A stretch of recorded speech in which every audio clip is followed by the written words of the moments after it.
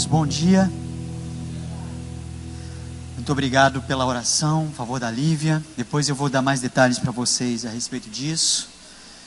E peço que estejam orando continuamente. Lívia é uma menina muito especial, não só no ministério, aquele tipo de criança que frutifica muito, que você vê como a coroa do ministério, que tudo que você faz, ela tem um retorno imediato.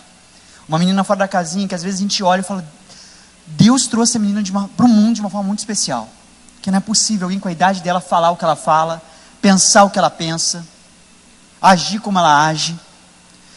A Lívia, ela foi acometida por um câncer. Há 3 meses foi diagnosticado. Um câncer muito invasivo, um câncer muito agressivo. E ao longo desses 3 meses, a Lívia está hoje como um vegetal. Ontem, durante a administração da oficina, eu recebi a mensagem de que ela teve uma parada. E ficou 20 minutos desacordada, foi levada para a UTI. A situação está estável agora, mas a família tomou a decisão de que se viesse a ter uma nova parada, eles não iam reanimar. Eu entendi que Deus quer recolhê-la. Ela está numa situação onde só um milagre mesmo pode mudar. Mas nós temos um Deus que opera milagres.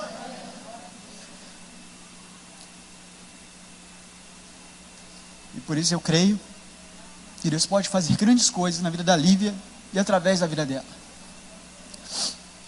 Lívia é mais do que uma menina do ministério.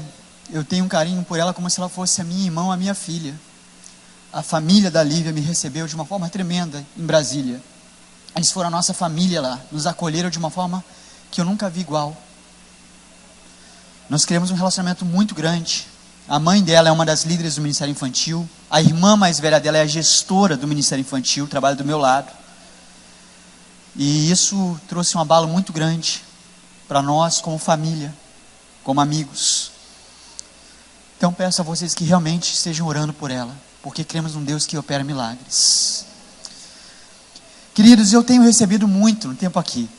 É maravilhoso ver a igreja, como vocês estão empolgados com aquilo que Deus tem feito e esperançosos com aquilo que Ele ainda há de fazer.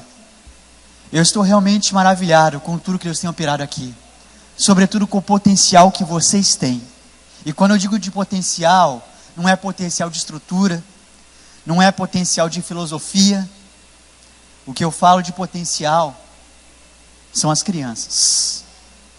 Vocês estão numa região muito especial, que é capaz de operar mudanças tremendas. Eu sou pastor, sou professor. Alguns alunos me chamavam de professor, para misturar as duas coisas, né? Que eu era professor e pastor deles. Obrigado.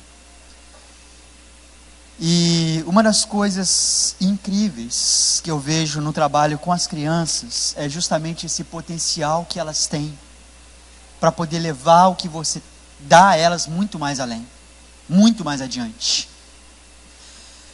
Eu sou professor de seminário, fui professor de seminário, né? O seminário lá da IC. E eu dei aula para adultos e aula para crianças. E muitas vezes, quando a coisa apertou, eu tive que decidir entre um ou outro.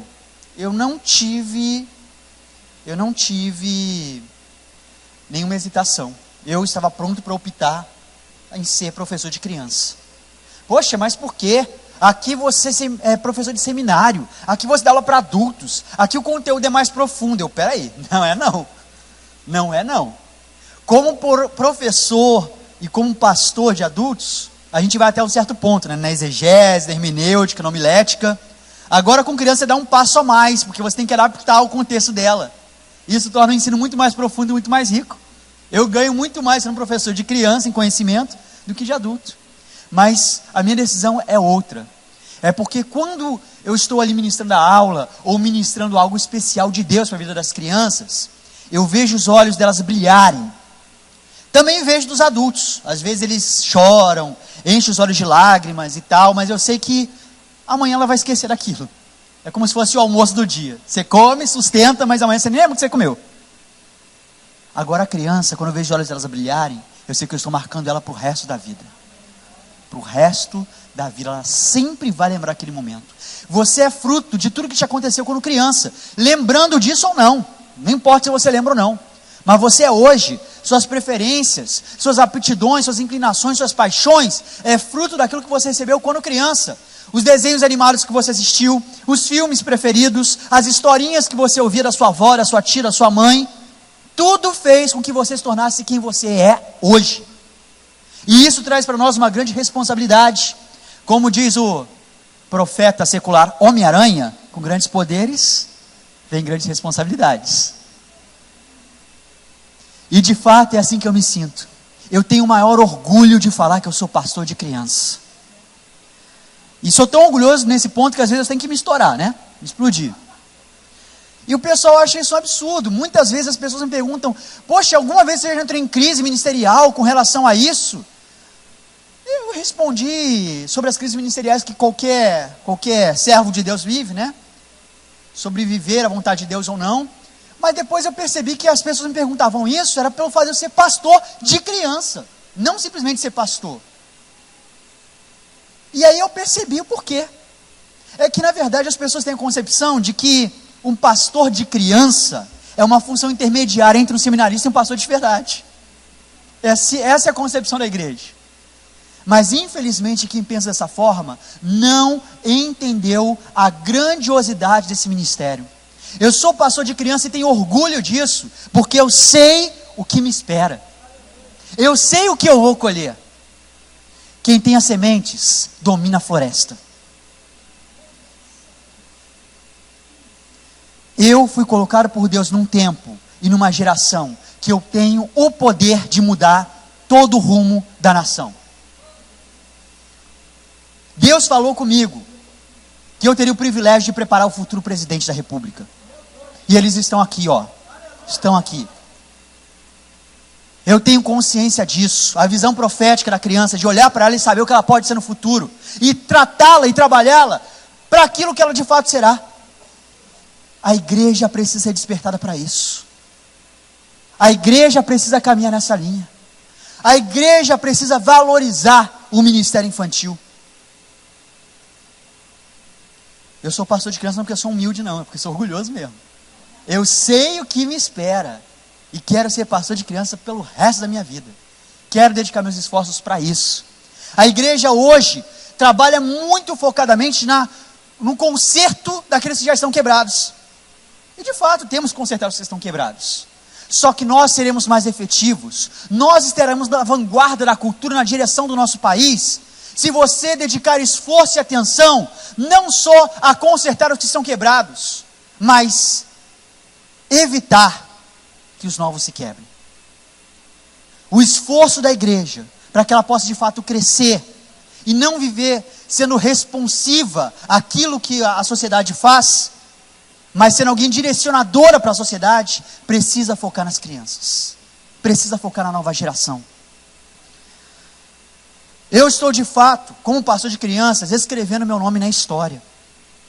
Um certo pastor, talvez alguns conheçam, o pastor Reginaldo de Sinop, ele levou a igreja a investir 2 milhões na construção de uma igreja da criança. Tem a igreja, o prédio da igreja ali na rua, bem na esquina. Você entrando um pouquinho mais na rua, tem um outro prédio que é a igreja da criança. Gente, uma estrutura fantástica, que eu não vejo nem em colégios particulares. Tudo em prol da criança. Eu fui lá conhecer o trabalho dele. Pastor Reginaldo é alguém fantástico. Pouco tempo que eu passei com ele, foram conselhos e orientações que valeram para uma vida inteira. Mudaram muitas concepções minhas. E uma das coisas que ele me falou que marcou muito é o seguinte: olha, o seu esforço, Rafael, precisa ser erguer memoriais, erguer monumentos. Por exemplo, quando você ouve falar do Egito, você pensa no quê? Pirâmides, porque as pirâmides são os monumentos do Egito. Quando falarem o seu nome, precisam pensar nos monumentos que você deixou. Mas preste atenção, pessoas são monumentos. Erga pessoas, e você será lembrado geração após geração. E é por isso que eu tenho dedicado o meu trabalho com as crianças, com grande zelo, com grande esmero. As pessoas acham que isso é um trabalho enfadonho, um trabalho até inútil. Uma pessoa que pensa assim não tem a visão. não consegue enxergar onde eu estou enxergando. É a diferença entre plantar alfaces e plantar árvores. Plantar alface não requer muito trabalho não, e o fruto vem rápido. Em uma semana você já tem uma colheita ali, ou até menos. Agora para plantar árvore, meu querido, demora para ver o fruto, mas eu tenho que olhar na colheita lá na frente. Eu não quero ser uma pessoa responsiva às influências, ataques do diabo. Eu quero ser uma pessoa proativa, que está olhando lá na frente. Alguém que joga xadrez. No xadrez, quanto mais à frente você consegue olhar, mais chance tem de ganhar a partida. É isso que eu tenho buscado fazer quanto a ministério infantil. Num filme recente aí lançado, Batman vs Super-Homem, não sei quantos assistiram, me desculpa, tá, a gente fazer algumas referências a filmes e desenhos, mas são ossos do ofício, né? Eu preciso estar na vanguarda disso tudo, então eu busco coisas espirituais disso daí. No filme, eles começam um monumento apoteótico do Super-Homem, uma estátua, e o pessoal se revolta contra aquilo, escreve falso Deus, picha a estátua do Super-Homem. No final do filme, eles erguem de novo um monumento. Só um emblema simples do Super-Homem, ali, bem discreto, com os seguintes dizeres: você quer ver o seu legado? Olhe ao seu redor. Do tipo, você quer ver o que ele fez? Olhe para as pessoas que ele salvou. Eu olhei aquilo e falei, é isso. Erguer pessoas, são monumentos. É aquilo que o pastor Reginaldo falou. Até mandei uma mensagem para ele na ocasião: pastor, eu lembrei de você, estava assistindo Batman vs Super-Homem. Ele, como assim você lembrou de mim nesse filme? Falei, aconteceu isso e isso, eu lembrei que você me falou. Ele, tá valendo então. Muitas das coisas, o nosso direcionamento, a nossa visão profética, está direcionado àquilo que nós enxergamos quanto às crianças. Aquilo que você define o que são as crianças, vai determinar o rumo do seu ministério, vai determinar o sucesso do seu empreendimento, daquilo que você tem para fazer. Geralmente, Deus deixa para nós uma missão que é muito maior do que o nosso tempo de vida. Ou seja, você não vai conseguir viver o suficiente para ver a missão que Deus te deu se cumprir. Por isso, sabiamente, você precisa dedicar o seu tempo e investir em duas coisas básicas. Primeiro, trabalhar na construção daquilo que dá para fazer no seu tempo de vida, obviamente. Atender o chamado de Deus, colocar os seus dons, seus talentos a serviço do reino. Mas uma vez que você não vai viver tempo suficiente para ver o seu trabalho concluído, a sua obra concluída, você precisa dedicar seu tempo também em deixar descendentes. Preparar e inspirar uma nova geração que verá continuidade àquilo que Deus legou você para fazer. Se você morrer e o seu ministério morrer com você, você foi o mais inútil dos homens. Agora, se você morrer e o seu ministério continuar vivo além do seu tempo de vida, você conseguiu deixar um epitáfio como o de Davi. Esse cara serviu a Deus na sua geração. Duas coisas que você precisa estar focado. Quem são as crianças? Primeiro, criança é a igreja do amanhã. Talvez você deve ouvir muito disso, falar muito disso. De fato, a criança é a igreja do amanhã, porque delas depende a renovação da nossa liderança. Eu ia passar um vídeo aqui, mas acredito que muitos já devem ter visto da janela 414. Só vou mencioná-lo aqui porque o nosso tempo está correndo. E tem muito assunto aí para falar ainda. Mas a janela 414 é uma ênfase missiológica recente. Quantos aqui já ouviram falar da janela 1040? A janela 1040 era uma janela geográfica, que compreendia no mapa os países que ainda não eram alcançados pelo Evangelho. E o foco missiológico tornou aqueles países. Vamos entrar nesses países que não têm a proclamação do Evangelho livremente. Só que há um pouco menos de 10 anos atrás, a ênfase missiológica mudou. Eles fizeram uma janela agora etária, uma janela por idade, a janela 4 e 14, entre os 4 e 14 anos, porque é a fase que 80% das pessoas aceitam Jesus. 80% de pessoas aceitam Jesus entre os 4 e 14 anos. O foco missiológico passou a ser esse público. E por quê? Nesse vídeo mostra. Igrejas históricas na Europa estão fechando as portas. Por quê? Os pastores, cabelinho branco, sendo promovidos ao lar superior, ou se aposentando, eles não tinham para quem legar o seu ministério. Ninguém queria ser pastor mais. Ninguém queria mais servir a Jesus, porque eles perderam uma geração. E se você olhar o histórico da Bíblia, do povo de Israel, você percebe a mesma coisa acontecendo. Você vê uma geração apaixonada por Deus, a geração de Josué, sendo sucedida por uma geração apática na época dos juízes. Você vê o profeta Samuel, que se levantou com grande ousadia para trazer um avivamento para a nação, sendo sucedido por filhos que eram tão maus quanto os filhos do profeta Eli. Você vê ali Davi, o rei segundo o coração de Deus, tendo um filho chamado Absalão, que foi extremamente orgulhoso, chegando ao ponto de tentar matar o próprio pai para tomar o reino da mão dele. Você vê o sábio Salomão sendo sucedido pelo tolo Roboão, que era mais tapado que uma porta, fez uma borrada e dividiu o reino em dois. Por que homens de Deus foram sucedidos por caras tão relapsos, desleixados? Porque eles perderam uma geração. Asaf, no Salmo 78, ele diz o seguinte: os grandes feitos do Senhor das suas obras, nós não as esconderemos dos nossos filhos, mas contaremos à próxima geração os grandes feitos do Senhor, para que eles aprendam a pôr no Senhor a sua confiança. E contem também aos seus filhos, e estes aos filhos dos seus filhos, geração após geração. De alguma forma, o povo de Israel falhou nessa missão de contar a próxima geração. Da mesma forma, a igreja hoje tem falhado em contar a próxima geração. Ou trata o ministério como um guarda-volume, né? Que existe para guardar a malinha sem alça dos pais, enquanto os pais assistem o culto em paz. Como o ministério Arapuca, que é só uma artimanha para capturar os pais para Jesus. Agora, se você canta Tirei o Pau no Gato ou conta Chapeuzinho Vermelho, é o que menos importa. Ou um ministério circo, que vive para fazer eventos memoráveis em épocas comemorativas, né? Dia das Mães, Dia dos Pais. O ministério infantil daquela igreja é bom. Por quê? Porque eles fazem uma apresentação do Dia das Mães fantástica, leva as mães a chorarem, que não é difícil, né? Mas é como é avaliado o ministério. Ou o ministério trampolim, que o voluntário, ele serve naquele ministério para se promover a outras áreas da igreja. Poxa, eu não toco tão bem assim para tocar no louvor dos adultos, mas eu vou tocar lá no ministério infantil, que para lá qualquer coisa serve, né? Aí alguém, um castrante da igreja, um dia vai me encontrar e vai me trazer para os adultos. Aí eu dou um pulo. Infelizmente tem gente pensando assim. Agora não tem nada mais errado de você achar que para criança qualquer coisa serve. Porque ninguém é tão criterioso quanto elas. Elas podem não falar grosseiramente, mas elas são muito aptas. Numa das conferências de ignições, a gente trouxe o Lito Atalaia, um rapper ali, gospel, no gospel, está fazendo sucesso.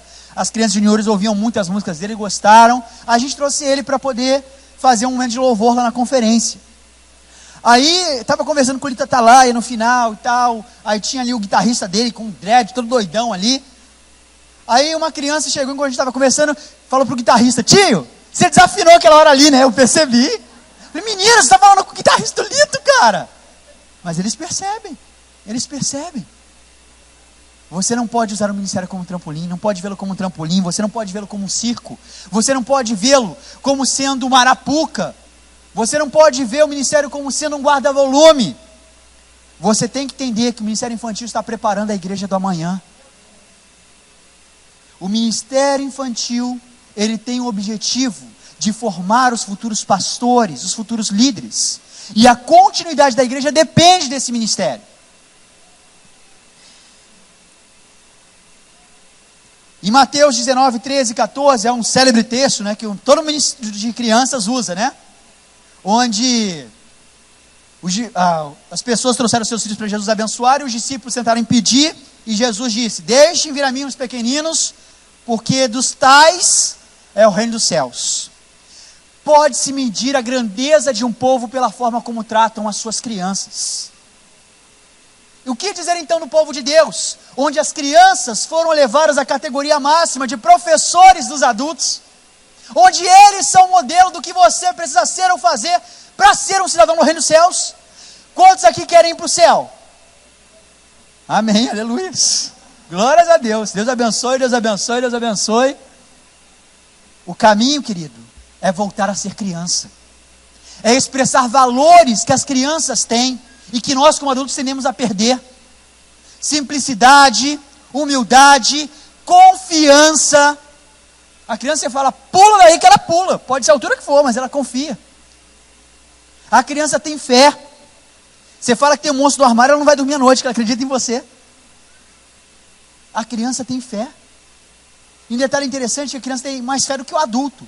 Porque não tem aquela linha que dividiu o natural e o sobrenatural. Para ela tudo pode acontecer.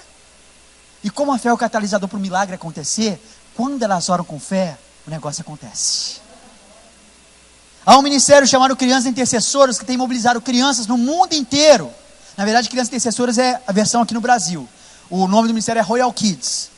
Crianças do mundo inteiro que são direcionadas, capacitadas e incentivadas a orarem pela transformação da sua comunidade, do seu país, da sua nação.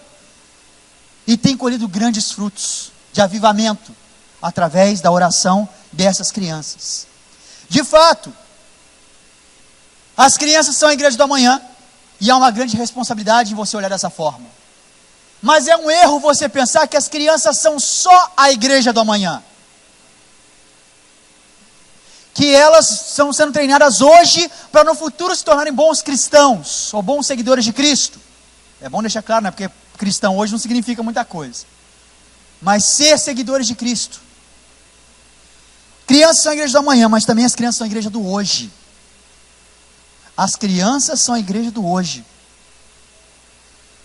Em Atos 2, 17 e 18, Pedro se levanta no dia de Pentecostes para explicar aquele tumulto que estava acontecendo ali, a descida do Espírito Santo.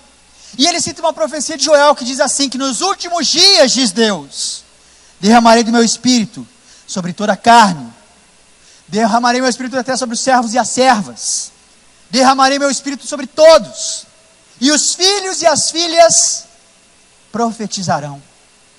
Os jovens terão visões, e os velhos terão sonhos. Uma coisa muito interessante nesse texto, gente, não sei se você já percebeu, mas é que parece que o profeta está fazendo uma inversão ali de valores, uma inversão de ações. Que, pensa bem, profetizar não é coisa que a gente espera dos pequenos, é coisa que a gente espera de gente madura na fé. Ter sonho, sonhar com o futuro, não é coisa que a gente espera dos mais idosos, que estão fazendo hora extra ou que já estão indo para o lá superior. É coisa que a gente espera dos jovens. Mas o profeta disse o quê? Que os velhos sonharão e que os filhos profetizarão. Ele está fazendo uma inversão para ressaltar o seguinte: quando o Espírito Santo for derramado, quando chegarem os últimos dias, coisas incríveis acontecerão.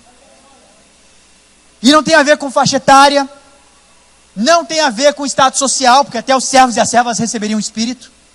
Tem a ver com quem der liberdade ao Espírito Santo de Deus. Quem der essa liberdade poderá fazer coisas incríveis. As crianças, quando dão liberdade ao Espírito, podem profetizar.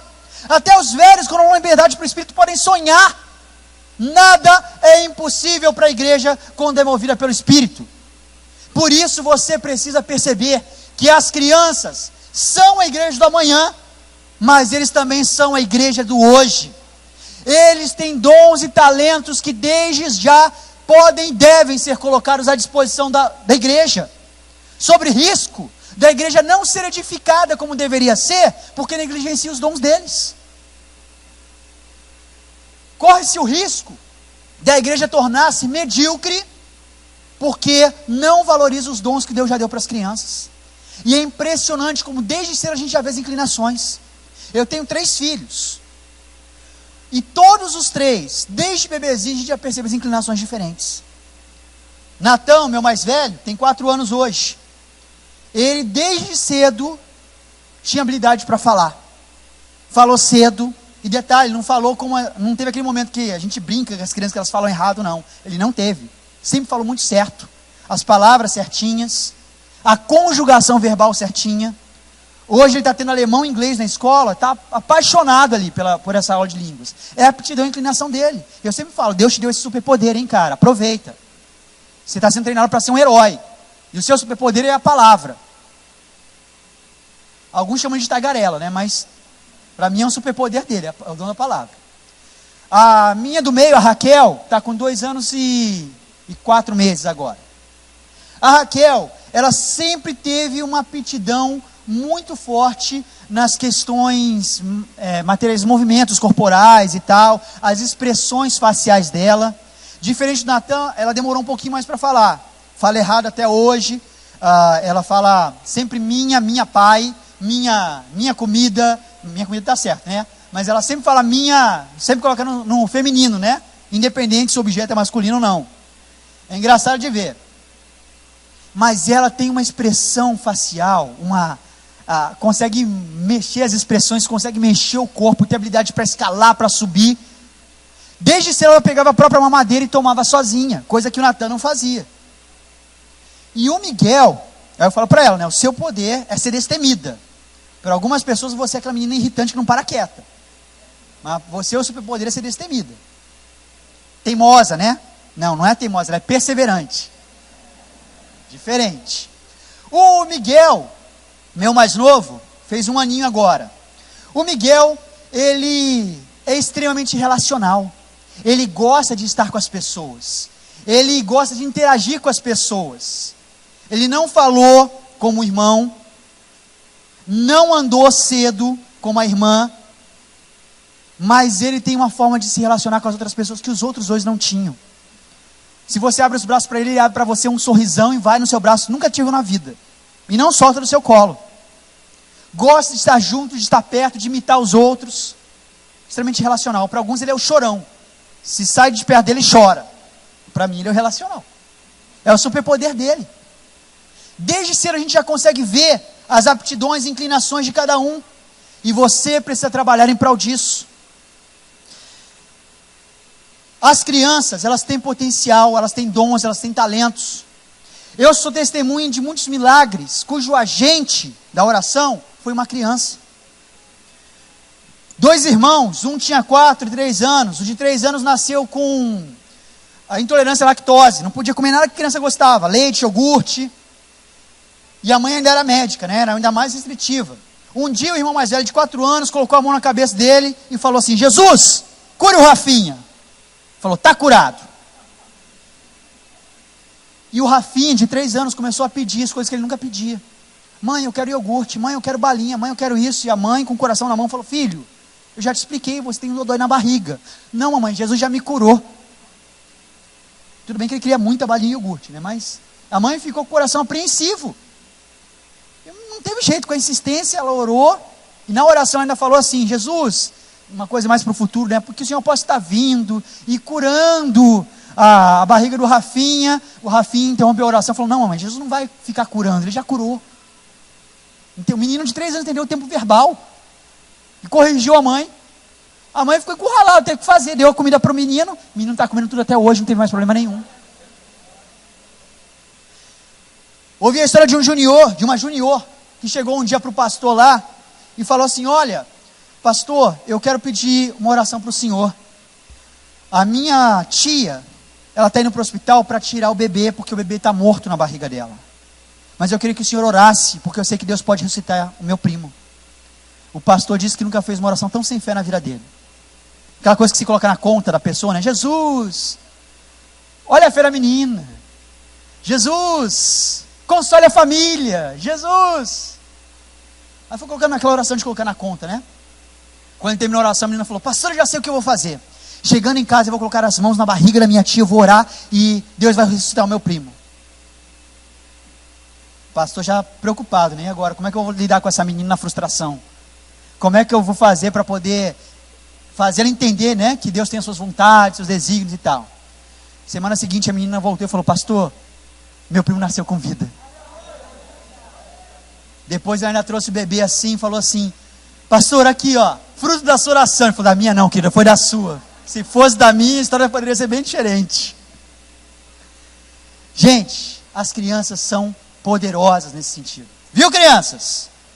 Quando vocês oram, a coisa acontece. Vocês têm um acesso direto a Deus que os adultos não têm. Aliás, o Miguel, uma das minhas crianças lá de 5 anos, ele fez a seguinte analogia: oração de criança é que nem caixa rápido do supermercado. A resposta, ó, é rapidinho. Passa na frente de todo mundo. Então, você quer alguma coisa? Peça para as crianças orarem que você vai se surpreender. Mas como fazer com que as crianças desenvolvam esse potencial, que elas se tornem gigantes, guerreiros espirituais? A resposta é simples: saia da frente delas. Elas já são naturalmente inclinadas às coisas espirituais. Nós adultos é que podamos, é que tolimos as crianças. Olha, não pode falar, fica quietinho. Não, pode conversar, só estou imitando, tá? O que os adultos falam. Fica quietinho, você está na casa do Senhor. Aliás, gente, eu vou confessar para vocês aqui, teve um período da minha vida que eu tive aversão à igreja. Eu cresci na igreja, nasci praticamente no ministério infantil. Eu falo até que eu tenho 30 anos de experiência no ministério infantil, que é o meu tempo de vida. Que eu passei pelo berçário, maternal, primários, principiantes, juniores. Depois me tornei voluntário no ministério infantil. Me tornei líder, professor, até me tornar pastor. Então, estou no ministério infantil desde que eu nasci. Comecei no berçário e nunca mais saí dele. Mas teve um momento na minha vida que eu passei a odiar a igreja. E isso porque aquele texto, quando o salmista fala que alegrei-me quando me disseram, vamos à casa do Senhor. Eu olhava aquele texto e falava assim, poxa, esse cara está louco. Que alegria que tem na casa do Senhor. Que quando eu ouvia a casa do Senhor, pastor, eu lembrava das seguintes cenas. Aquele diaconossauro Rex, com os olhos vermelhos de raiva, gritando, não corram, crianças, porque vocês estão na casa do Senhor.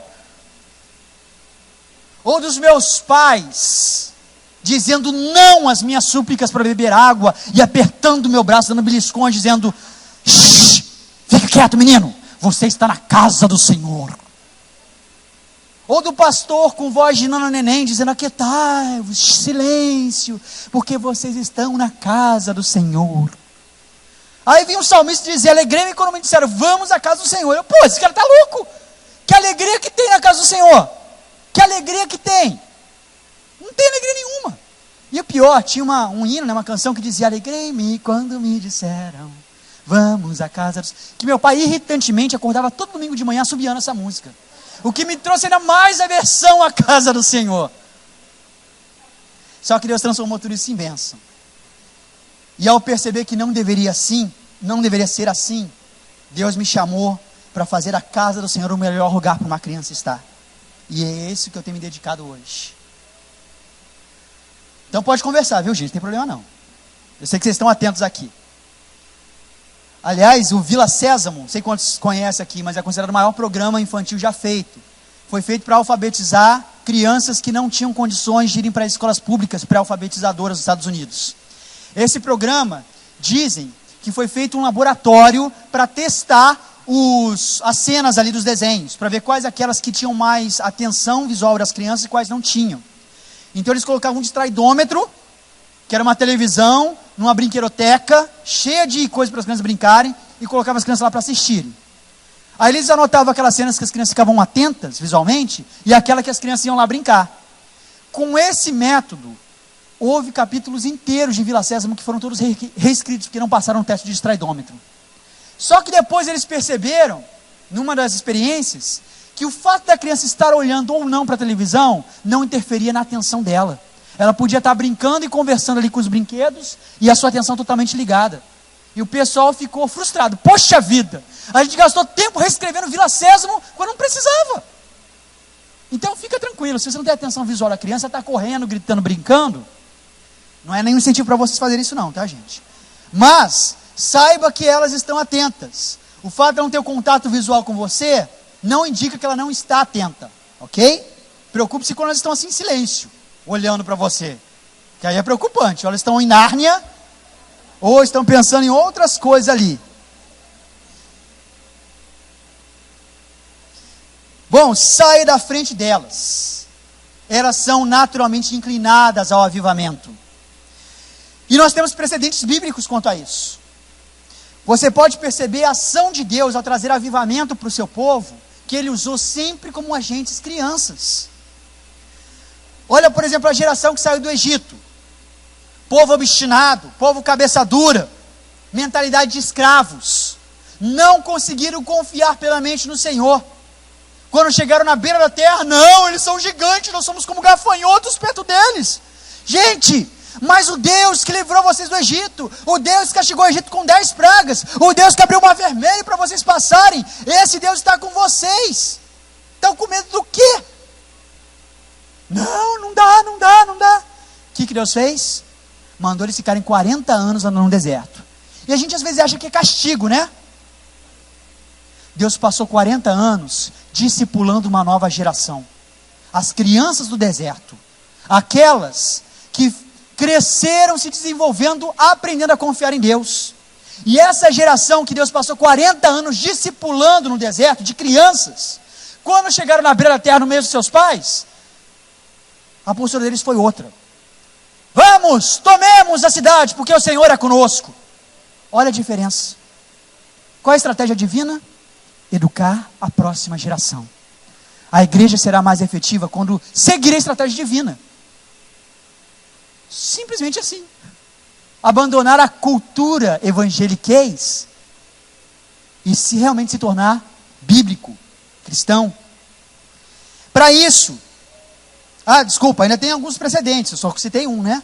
A era dos juízes foi uma era marcada ali por uma série de coisas ruins, de um afastamento grande de Deus. E para trazer o avivamento para a nação, Deus levantou um menino, uma criança, Samuel. Quem que está me chamando? Sacerdote, você me chamou? Não, Samuel, foi eu não, vai dormir. Samuel! Sacerdote, você me chamou, eu ouvi de novo. Não, Samuel, fui eu não. Mas se você ouvir de novo, fala assim, porque teu servo ouve, porque deve ser Deus te chamando. Ele voltou a deitar, Samuel! Ele respondeu, fala Senhor, porque teu servo ouve.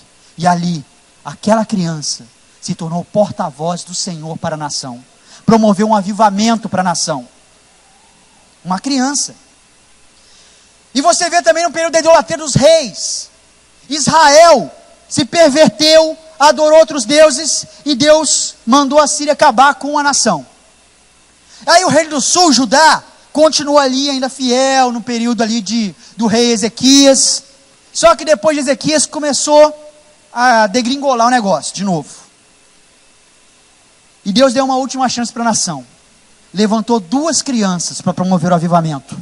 O profeta Jeremias e o rei Josias.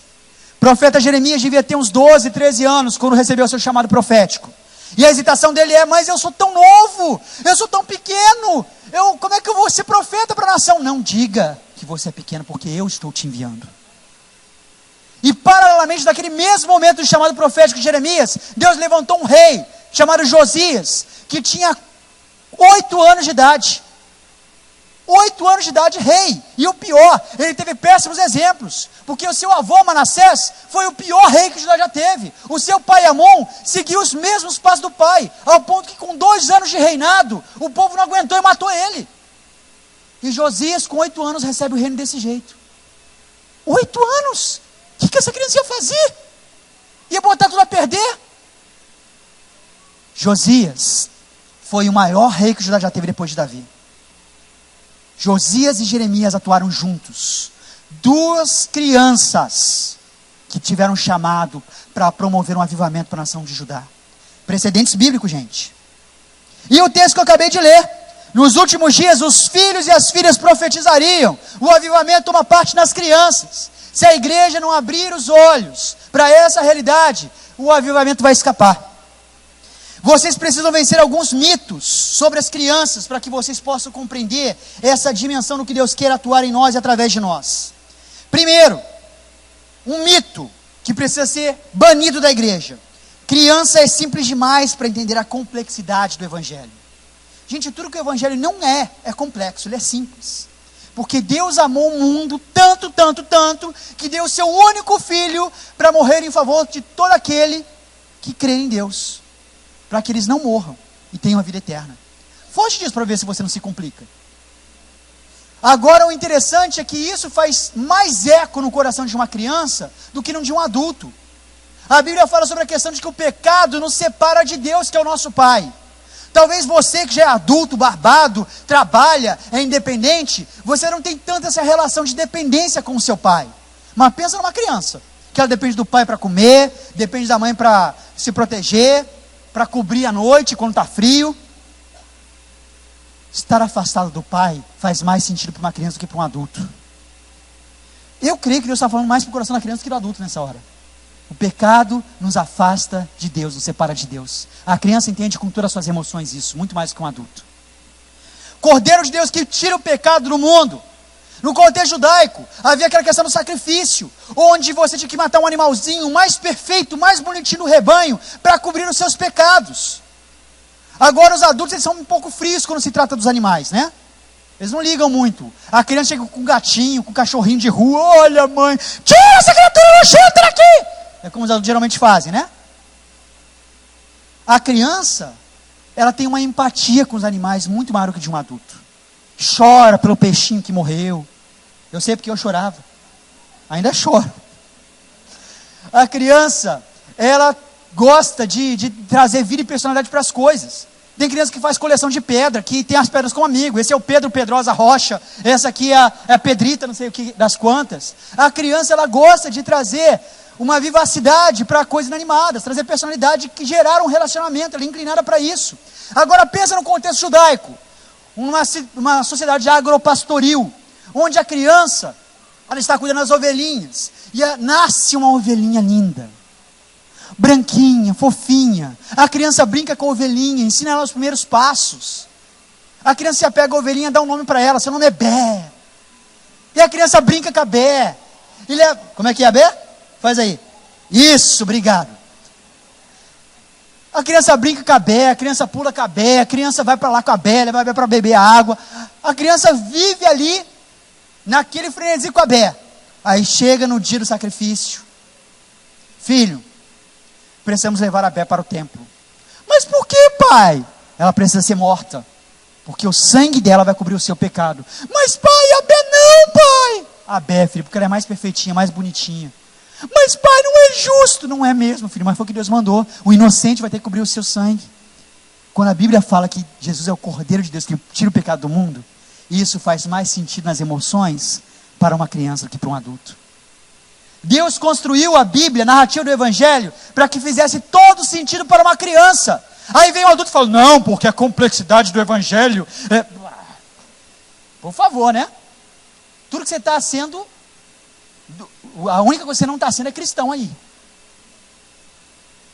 E outra, a gente tem aquela ideia de que a criança precisa de algo complexo, concreto, para chegar ao ponto de tomar uma decisão. Eu conheço o testemunho de uma criança que tinha 3 para 4 anos, quando tomou sua decisão para Jesus. Pastor Mário Lúcio, era um ex-pai de santo, aqui no Rio de Janeiro, pregando na Igreja Batista de Oswaldo Cruz. Estava contando seu testemunho de vida, aquela coisa inflamada, né?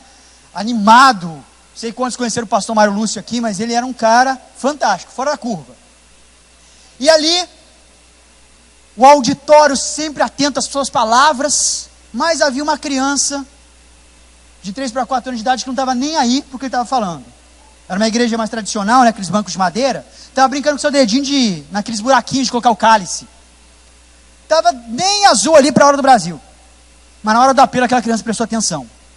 Tudo bem que foi um apelo meio fantasmagórico que o pastor Mário Lúcio fez, né? Tipo, quem quer sair das garras do diabo e viver para sempre com Deus? Aí aquela criança estava ali brincando, ela, na hora, regalou os olhões, olhou o pastor Mário Lúcio. E aquela criança olhou ali ao redor, como que diz, ué, ninguém quer sair das garras do diabo aqui não? Olhou para os pais, nem vocês?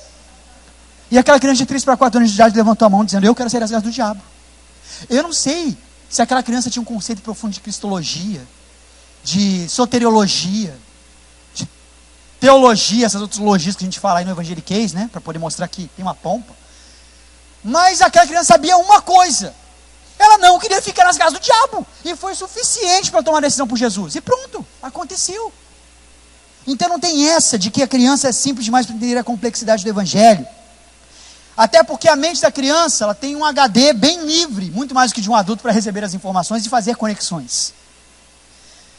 Segundo mito, que precisamos mandar fora da igreja, investir em crianças é um desperdício de tempo e recursos, que criança não dá dízimo.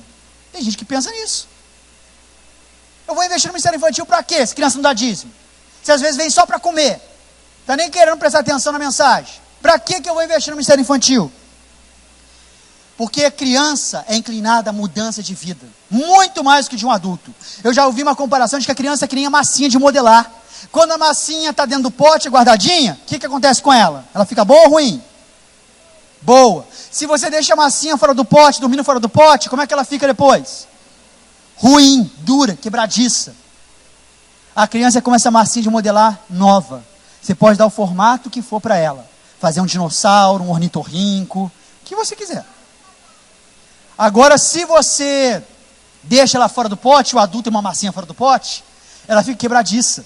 Você vai girar ali o pescoço assim, quebra.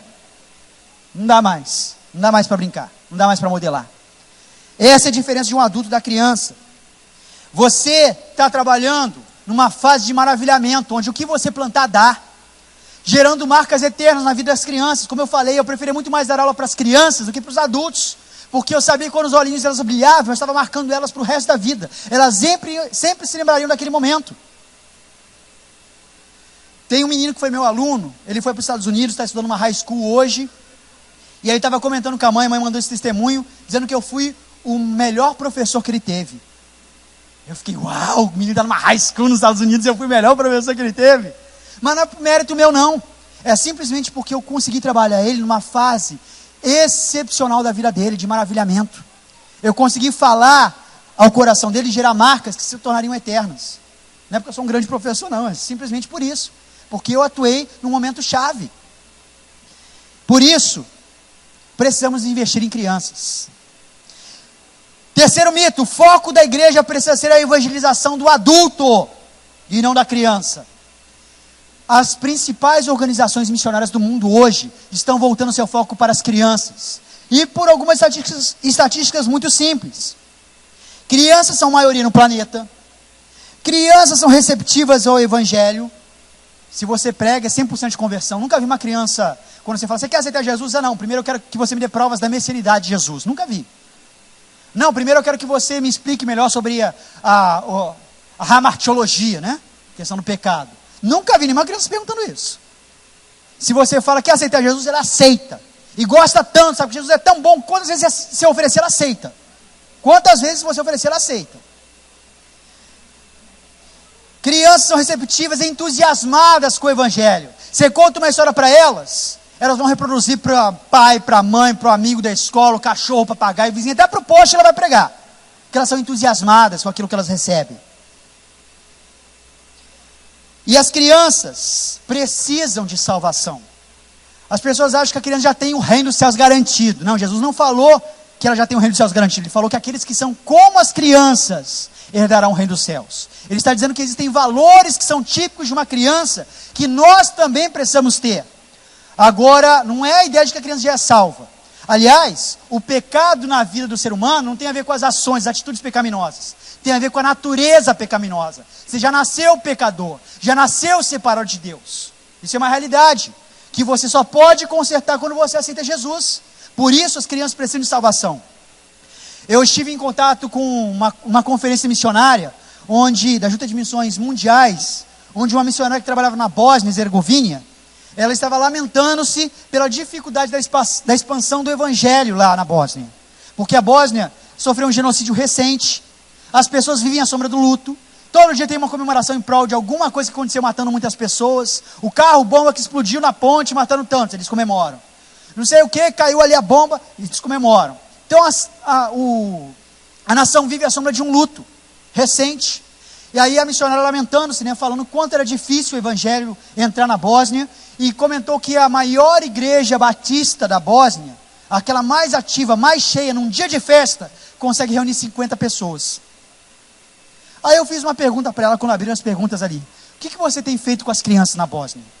Ela gaguejou, ela não soube falar muito bem, e tentou se justificar da seguinte maneira: não tem nada específico para as crianças, a gente faz para os adultos trabalharem com as crianças. Falei, tá aí o erro. Não é a questão do luto, é a questão de que você está focando no público errado. Você quer mudar uma cultura, quer mudar uma nação, você tem que começar pela nova geração, não é pelos adultos. São as crianças que estão aptas à mudança. Por isso o foco da igreja precisa ser a evangelização, não só do adulto, mas da criança principalmente. Se elas são maioria no planeta, se elas são receptivas ao evangelho, e vão multiplicar o que você dá para ela, para que focar em outro público? Outro mito: crianças já contam com a proteção natural dos céus, não precisamos nos preocupar com elas. Diz que o anjo da guarda da criança é forte, né? Bombadão, marombado, consegue ali atuar em várias frentes, todos os momentos, atento e vigilante. Gente, há um grande erro em considerar que as crianças estão imunes ou não vulneráveis. Na verdade, uma coisa que o diabo não é burro. Ele conhece a humanidade como ninguém, estava lá desde o início. Ele sabe como atingir a humanidade e sabe qual é o ponto fraco da igreja. Ponto fraco é aquilo que é mais vital e mais vulnerável. O ministério infantil é vital porque, como vimos, é a igreja do amanhã e a igreja do hoje. Tem uma grande responsabilidade. Na igreja não existe ministério maior ou melhor, mas existe ministério de maior responsabilidade. E o ministério infantil tem uma grande responsabilidade na dinâmica da igreja, da vida da igreja. E é também o mais desprotegido. E o diabo sabe onde mirar, é no ponto fraco. Aquilo que é mais protegido e mais vital. Por isso o diabo tem sido muito forte nos ataques dele contra as crianças. Ele quer discipular essa nova geração, porque ele sabe que na próxima geração, se ele tiver êxito, a igreja acaba. Se você perder essa geração, quem vai suceder os pastores no futuro? Já pensou se o terreno, pastor, que a igreja adquiriu, for vendido para se tornar um bar, cabaré, um hotel no futuro? Já parou para pensar se esse espaço, tudo que vocês conquistaram nessa geração, for perdido na próxima? Isso não pode acontecer porque vocês precisam preparar os futuros pastores, os futuros líderes dessa igreja. Crianças são um alvo fácil para Satanás, e nós precisamos fazer frente grande. E uma das coisas que eu tenho para mim, gente, meu grande sonho, compartilhei com alguns aqui. Quem sabe tem alguma pessoa que possa viabilizar esse sonho aqui. Meu sonho é montar uma produtora de desenhos animados, de filmes, de novelas, de seriados, que tragam algo de qualidade para a geração. Porque essa é a ferramenta forte que o diabo tem usado para discipular a nossa geração, e eu quero fazer jus à altura desse combate. Quero montar algo de qualidade. Tenho feito os meus trabalhos dando aquilo que eu posso. Mas a minha estratégia hoje, enquanto eu não tenho uma Disney cristã, é usar aquilo que a TV e a mídia têm produzido para abençoar a geração. É usar o veneno da serpente para fazer soro antiofídico. Ao invés de proibir, nós estamos buscando maneiras de blindar a criança e fazê-la alcançar os seus amigos com a própria televisão e mídia. Alguns exemplos para vocês aqui do que eu tenho. Nós fizemos uma série chamada Descendentes, baseado num filme da Disney. É um filme um pouquinho adolescente. Não aconselho que vejam. Mas você pode usar alguns elementos muito legais desse filme para discipular a sua criança. O filme, ele traz o conflito dos filhos dos personagens maus dos contos de fada. Malévola, Jafar, Cruella e a Rainha Má.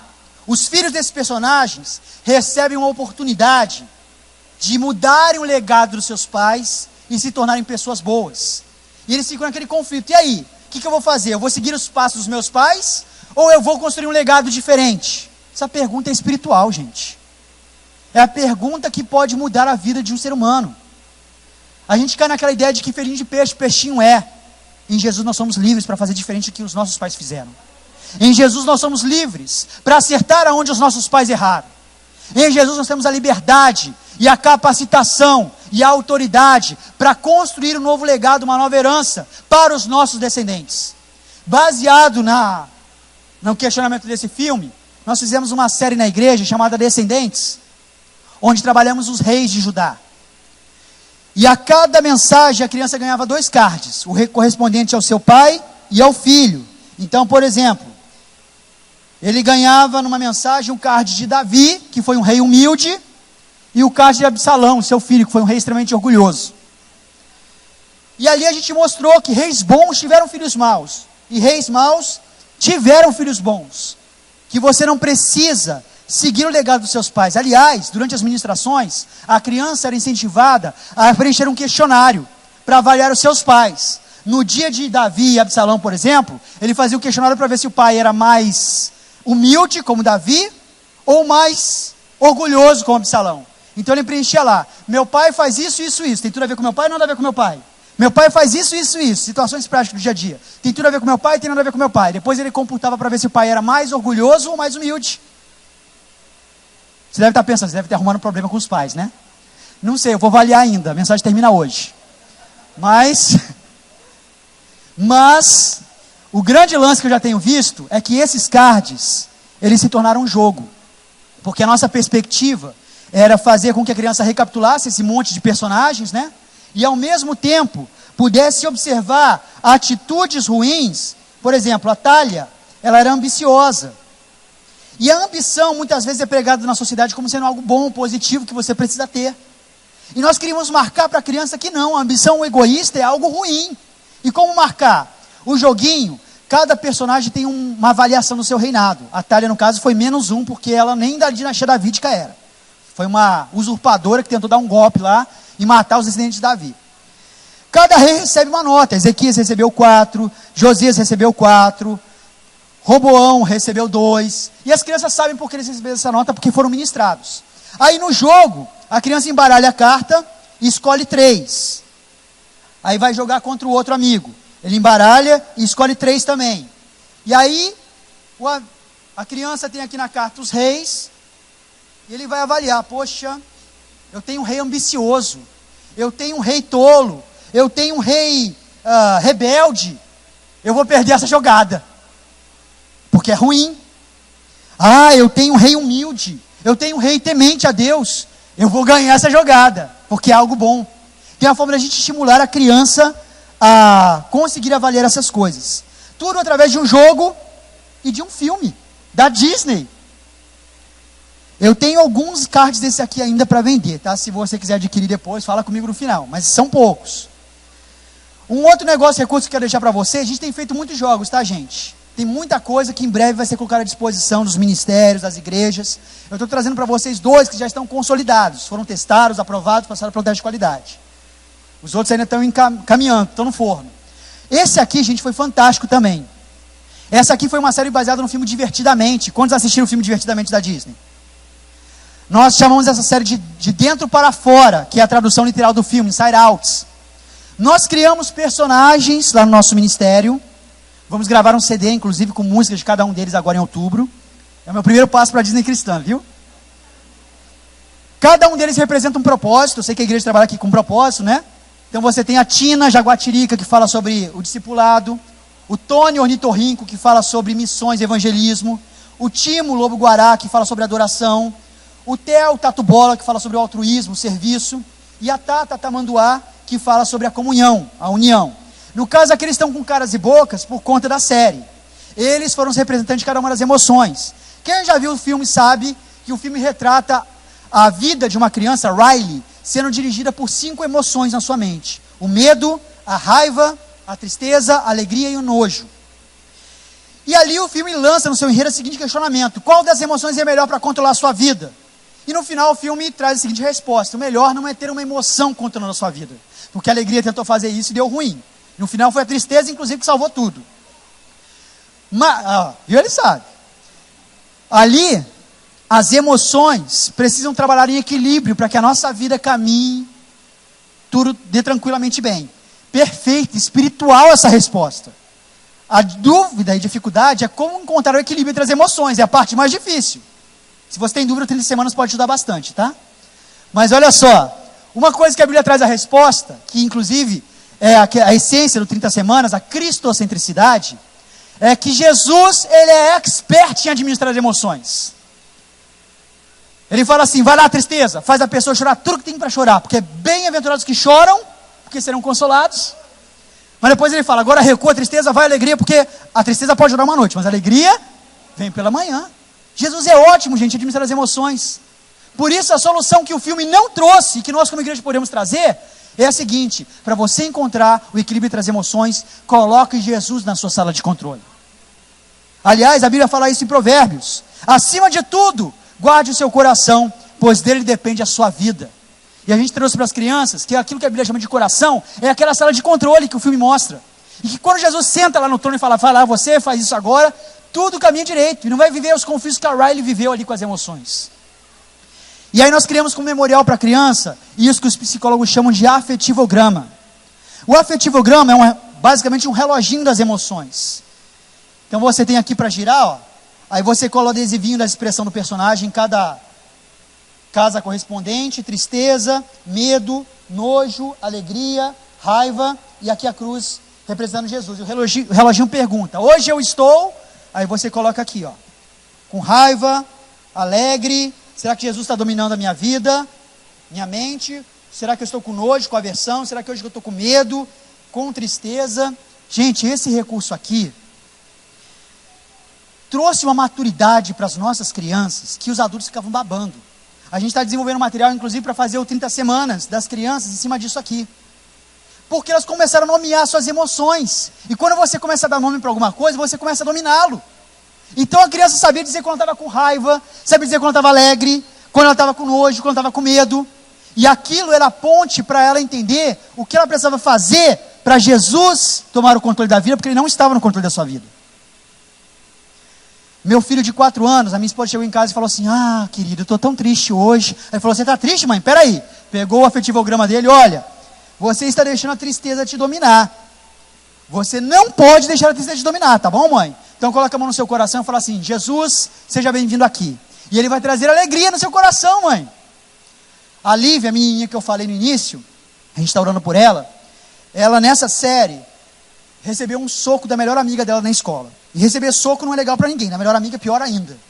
E o pai chegou para ela: e você não revidou? Ela: não, pai, eu aprendi que não pode deixar a raiva me dominar. Quebrou as pernas do pai, né? Quebrou as pernas do pai. Teve um menino que estava ali com crise, porque brigou com outro amigo no coro da igreja, e a mãe não conseguia fazê-lo se abrir para pedir perdão. Ele estava lá, aí ele lembrou do afetivograma. Falou: filho, é Jesus que está dominando a sua vida agora? Ele: não! Quem está dominando a sua vida agora? É a raiva!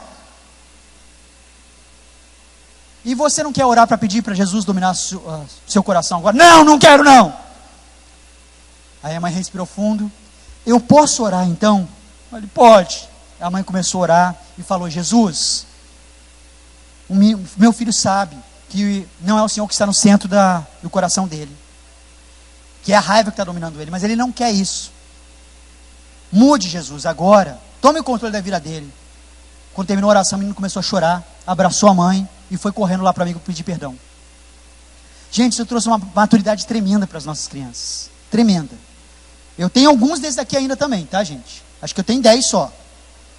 E aqui tem um manualzinho de como você pode aplicar com seu filho através de um culto doméstico, através de uma casa de paz para crianças, através de um pequeno grupo para crianças. E a gente associou cada uma das emoções com um dos patriarcas bíblicos, para a criança ela entender como que uma emoção tomando conta da sua vida pode colocar o seu chamado em risco. Aí aqui ela é levada a contrastar a questão do medo que Abraão sentiu ao sair da sua terra, da sua parentela. Teve que vencer o medo para cumprir o seu chamado. A forma como Esaú perdeu o seu chamado porque teve aversão, nojo às coisas de Deus e preferiu as coisas do mundo. A forma como Jacó queria fazer sempre as coisas do seu jeito, com raiva, lutou até com o anjo querendo a bênção dele. E como Deus ensinou para ele que ele precisava confiar em Deus, depender de Deus para receber o que ele precisava. Quando ficou coxo, né? José, como ele teve que vencer a tristeza e a mágoa de ter sido vendido pelos irmãos para perdoá-los e operar o propósito que Deus tinha para a vida dele. Então, você tem um manualzinho aqui para poder mostrar onde cada uma das emoções será colocada. E você se levaram também a buscar a criança situações em que ela sente cada coisa, cada uma das emoções. E você também testemunhar na sua vida uma ocasião em que você sentiu muita raiva e ela quase atrapalhou tudo. Uma situação que você sentiu muita tristeza, ela quase atrapalhou tudo. É uma forma também de gerar um contato, uma conversa com seus filhos. Que se você tiver o coração do seu filho na sua mão, quando chegar na adolescência, na juventude, você não vai sofrer o que muitos pais sofrem por aí. Então comece desde já, estabelecendo um contato, um caminho para o coração do seu filho. Saber aonde atingi-lo nas emoções. O último mito: crianças são fúteis. Crianças são fúteis. Não adianta você investir muito nela, não adianta você falar muito para ela, porque elas não vão dar vazão. Gente, crianças têm a vida inteira pela frente. O que você planta na vida de uma criança, você não sabe onde o negócio vai parar. Certa vez dizem que Moody estava vindo de um culto evangelístico, e ele encontrou um amigo e perguntou: e aí, Moody, como é que foi o culto hoje? Ele falou: meu querido, foi uma bênção. 2,5 pessoas se converteram. Aí o cara fez os cálculos, 2,5 pessoas. Já entendi, Moody brincalhão. 2,5 pessoas, né? 2 adultos e uma criança. E o Moody: mas não é isso não. Na verdade foram 2 crianças e um adulto. Aí o cara tentou fazer as contas, não bateu. Ele falou: como assim? Aí ele falou: pelo seguinte, quem ganha uma criança, tem uma vida inteira para Jesus ganha. Quem ganha um adulto tem meia vida para Jesus.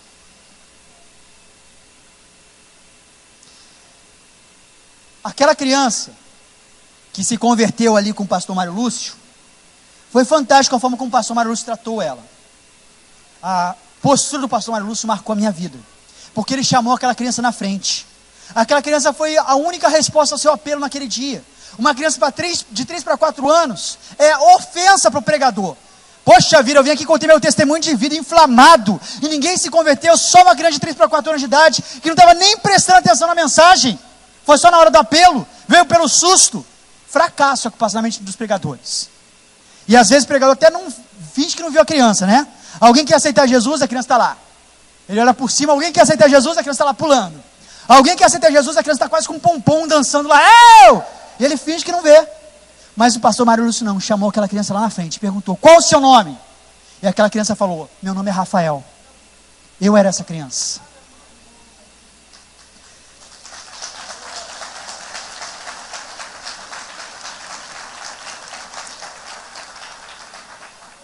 E aquela foi a última pregação do pastor Mário Lúcio, porque ele veio a falecer logo depois de problemas cardíacos que ele tinha. Eu talvez fui o seu último fruto, mas de alguma forma o ministério do pastor Mário Lúcio está vivo através de mim. Porque aquela criança de 3 para 4 anos de idade, na qual ele dedicou seu último tempo para valorizá-la, se tornou um pastor de crianças, que hoje está comprometido a reproduzir aquilo que ele fez por ela. Pastor Mário Lúcio, gente, ele não só me chamou na frente e falou assim: a partir de hoje seu nome é Rafael de Jesus. E aquilo marcou tanto a minha vida que até depois, quando eu dava meu nome para cadastro na escola, eu falava Rafael Peixoto Migovski Pinto de Jesus, põe aí. Ele ainda mandou uma carta para mim, ressaltando quão importante foi aquele momento. Eu não sabia nem ler, eu tinha 3 para 4 anos de idade, mas ele dedicou o tempo para escrever uma carta para mim, e veio a falecer logo depois disso. Você não sabe aonde a semente que você planta no coração de uma criança vai parar, mas certamente é a oportunidade que você tem de fazer com que o seu ministério se desenvolva e cresça muito além do seu tempo de vida. Crianças têm a vida inteira pela frente, então a última coisa que elas são é fúteis. Eu só queria ressaltar para vocês agora, para a gente terminar, gente, algumas marcas do avivamento. O avivamento, ele traz um conhecimento pessoal, identidade e propósito, e um conhecimento bíblico. De onde vim, para onde eu vou. No Ministério Infantil nós temos buscado fazer isso. Desenvolver com a criança a identidade do seu propósito. Que ela saiba de onde ela veio e para onde ela vai. Que ela conheça a Bíblia. Nós estamos trabalhando desde o início de 2017 a Bíblia em ordem cronológica. Pegando a pré-história, os dinossauros e a Bíblia. Passando pelo período pré-patriarcal da criação, queda, dilúvio. Depois período patriarcal, mosaico e assim por diante. Terminando o ano com a plenitude dos tempos, o nascimento de Jesus em dezembro. E aí vamos passar 2018 com o Novo Testamento. Tudo para fazer com que as crianças despertem esse conhecimento bíblico e pessoal de quem elas são. Termômetro ministerial nosso é se a criança terminar o nosso ministério sabendo muito bem quem ela é, porque ela está aqui. Se isso acontecer, nós vencemos. Um certo homem disse que o que distingue uma pessoa extraordinária de uma pessoa comum é um senso de identidade e propósito muito bem apurado. Se ela sabe quem ela é, porque ela está aqui. Porque quem sabe quem é, não fica dando ouvidos a bullying ou palavras de pessoas. Você é isso, você é aquilo. Me chamou de narigudo, me chamou de orelhudo, de que eu sou inútil. Não vai ter esse problema, porque ela sabe quem ela é. E se ela sabe porque ela está aqui, ela não fica perdendo tempo dando cabeçada em um monte de coisa, tentando isso ou tentando aquilo. Ela vai focada no que ela precisa. E sabemos que as nossas crianças desde cedo podem ter esse senso de identidade e propósito muito apurado, com o bônus de ter uma vida de total entrega ao Senhor. Uma outra marca do avivamento é o relacionamento. Ernest Baker diz que um avivamento pode produzir barulho, mas não é nisso que ele consiste. O fator essencial é a obediência de todo o coração. John Bonner disse: avivamento é a substituição da forma da piedade pelo seu poder vivo. Ou seja, não é uma religião, é uma prática. A Bíblia tem uma palavra para experiência com Deus. A palavra no original é iada. E a palavra iada, ela tem uma intimidade, um teor de intimidade muito profundo. Muitas vezes é tão profundo e íntimo que é usado como uma palavra para representar o relacionamento de um homem para uma mulher. Quando fala, por exemplo, que Adão conheceu sua mulher e ela engravidou. Então os fortes entenderão o que é iada aí. É uma intimidade muito profunda. E é essa palavra que é usada para determinar a nossa experiência com Deus. As crianças precisam desenvolver essa experiência. Sair de uma religião.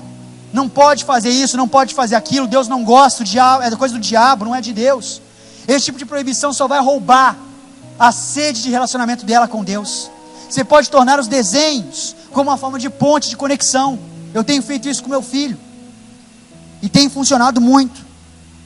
A oração é a forma como a gente desenvolve a experiência com Deus. Estimule o seu filho, a sua filha a orar. Aliás, para de ficar dando a mistificação do beijo. Tá doendo, vou dar um beijinho que vai passar. Não, eu vou orar que vai passar. Jesus vai curar. Traz a cura para Jesus, não é para o seu beijo não. Comece a desenvolver esse hábito da oração. Quando criança eu ouvi um CD do Salt. Não sei quantos são dessa geração. Alguns conhecem como Print, outros como Chuchu, depende da geração. Mas uma música onde o André Valadão, quando criança, contou um testemunho e cantou. Ele falou como ele amava Jesus, porque quando ele orou, a bola que tinha desaparecido apareceu do lado dele. Com aquilo eu percebi, poxa, eu posso usar a oração. E eu comecei a orar e desenvolver experiências com Deus incríveis. Coisas simples e bobas, mas Deus se revelou para mim através disso. A tampinha da minha caneta que desaparecia, eu orava, ela aparecia. A molinha do meu relógio que arrebentou e desapareceu, coisa impossível de achar, eu orava e aparecia. O cadeado da minha bicicleta, que sumiu num matagal no meio da noite, coisa impossível de achar, eu orava e aparecia. Eu comecei a usar a oração até para ganhar partida de bolinha de gude. E não sabia jogar. Uma vez um menino chegou lá, jogou perto de mim, a bolinha caiu do meu lado. Eu joguei, caiu do lado dele. Aí ele ia matar, acabou o jogo. Fiz uma oração rápida e falei, você não vai me acertar. Não sei o que aconteceu, o menino zuniu a bola do outro lado do terreno e não me acertou. Aí eu fiz outra oração, falei, agora eu vou te acertar. Ele, quero ver. Peguei a bola, não dei nenhum teco, taquei de qualquer jeito. A bolinha, pá, acertou a dele. Ele pegou as bolinhas dele e falou, vira essa boca pra lá, não vou jogar contigo mais não. Mas Deus se revelou para mim ali. Você precisa estimular o seu filho a desenvolver essas experiências com Deus, para que o avivamento venha. Para concluir, eu quero só ressaltar uma coisa muito importante. Eu quero que vocês todos estejam atentos. Cutuque a pessoa do seu lado ali. Fala, dorme não, acorda aí. Presta muita atenção no que eu vou falar agora, a gente terminar aqui. O que todos os avivamentos da história têm em comum?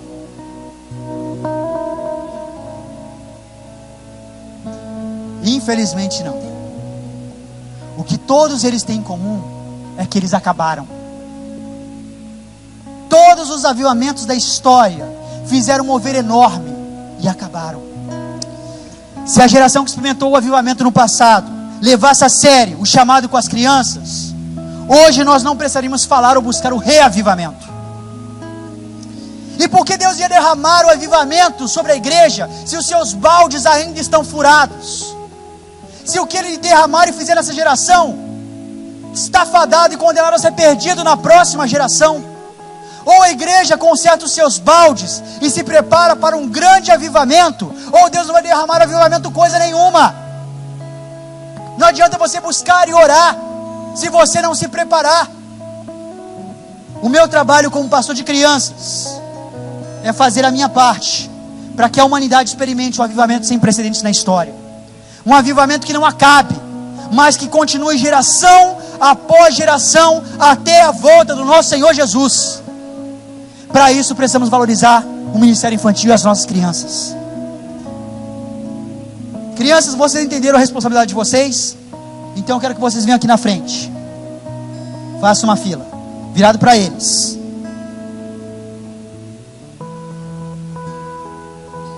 Pais, mães, tios, avós, vocês entenderam o potencial que as crianças têm para a realidade da igreja? Então quero fazer um momento de oração aqui e agora. Se você tem alguma coisa, algum pedido para fazer a Deus, algo impossível, uma cura, uma oportunidade de emprego, a questão de finanças está complicada em casa, questão de libertação de pecados escravizadores, você vai se levantar e vir aqui procurar uma criança para orar por você. Pode vir. Deus vai te direcionar qual criança vai orar por você. E vocês, crianças, quando virem algum adulto vindo e sentir de Deus que é para você orar por ele, já chega junto, coloca a mão na cabeça dele e ora. Chega junto. Se Jesus falou é ele que você tem que orar, põe a mão na cabeça e ora. E não se preocupa não. O que eu vou falar? O que é? Só ora. Só pede para Jesus abençoar. Fala, abençoa essa pessoa, Jesus. Abençoa. Uma coisa interessante do profeta Isaías, quando ele teve seu chamado profético, é que ele falou, eu sou um homem pecador. Na mesma instante, um anjo pegou uma brasa viva do altar e colocou sobre a sua boca e disse, seus pecados estão perdoados, você agora está livre para atuar. Da mesma forma, as nossas crianças agora estão livres de todo pecado, estão aptas a ministrar na sua vida. E de uma forma muito interessante, Jeremias falou, eu sou pequeno, não posso ser profeta. E Deus falou, eu te escolhi, faça o que você tem que fazer. E é o que vocês vão fazer agora. Faça o que vocês têm que fazer. Se você não sabe o que falar, fica só em silêncio e pense. Sua mão agora é a mão de Jesus. A mão de Jesus, a mão de Jesus está tocando agora essa pessoa, através de você, através da sua vida. Pode dar um abraço, pode dar um beijo nessa pessoa e falar, Jesus está te abençoando agora. Igreja, esse é o poder de Deus, esse é o avivamento, começando através dos nossos pequenos. Eu converterei o coração dos pais aos filhos, dos filhos aos pais. É o que Jesus faz na nossa vida.